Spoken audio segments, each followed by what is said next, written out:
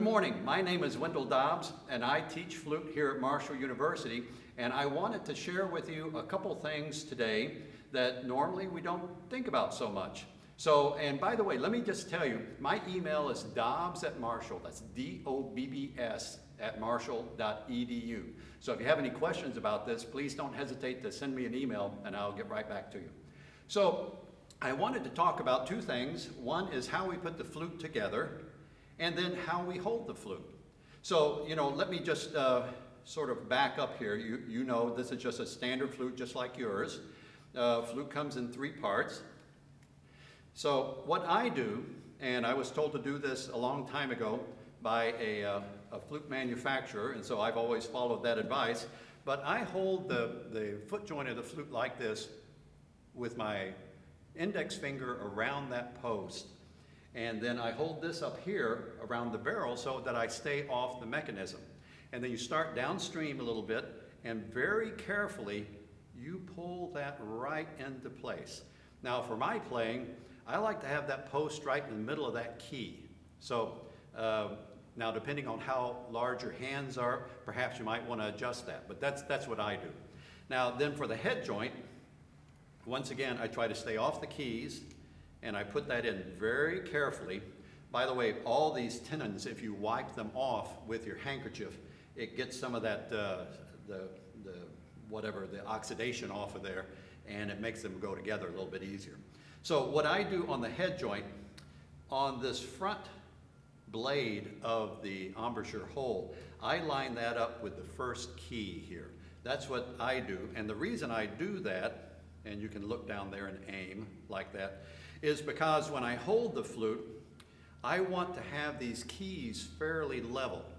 And the practical reason for doing that, well, there are a couple of reasons. First of all, if you're playing a long time, and say it's in summer where you're in air conditioning, and you'll get a lot of condensation of water. If the flute is too far back, then you're constantly plagued with this problem of water running out of these two back keys. So if you hold it in this way, the water stream runs right by those keys and doesn't run out the keys. The other reason is it gives a little bit better balance to the flute, and that's going to be my next topic I'm going to tell you about. So you can see this is basically how I hold the flute, and you see those keys are fairly level.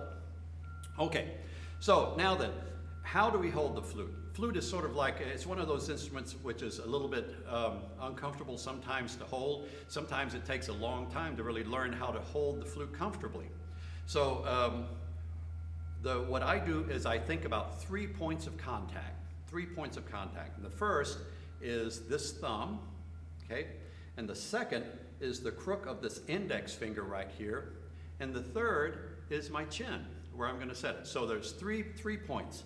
So what's going to happen here is with this thumb, I'm going to push out, and I'm going to hold the flute a little bit up. So that means when I hold the flute, I've got to be a little bit underneath, and I've got to be a little bit forward, so I can push forward.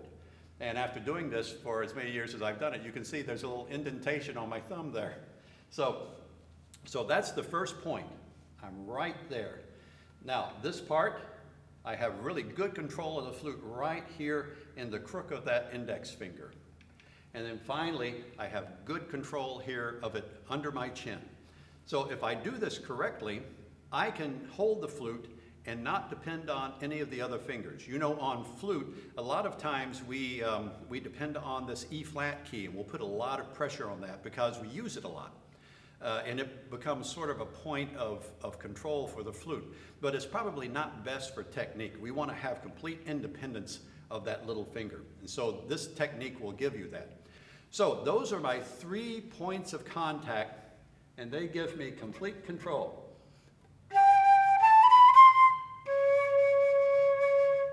And if I hold it very correctly like that, also that lets me have a nice bent little finger. You'll see a lot of players where this little finger there, it'll collapse on that E-flat key, and I tell you, it will really hurt after a while. So if you can have a bent little finger, it helps a lot. and this hand position lets you do that. It also lets you slide easily to the C sharp key and to the C key.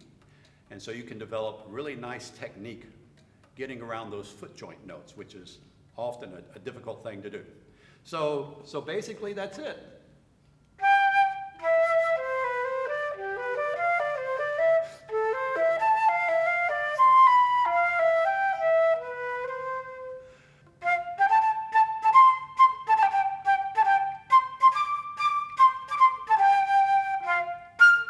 We are Marshall.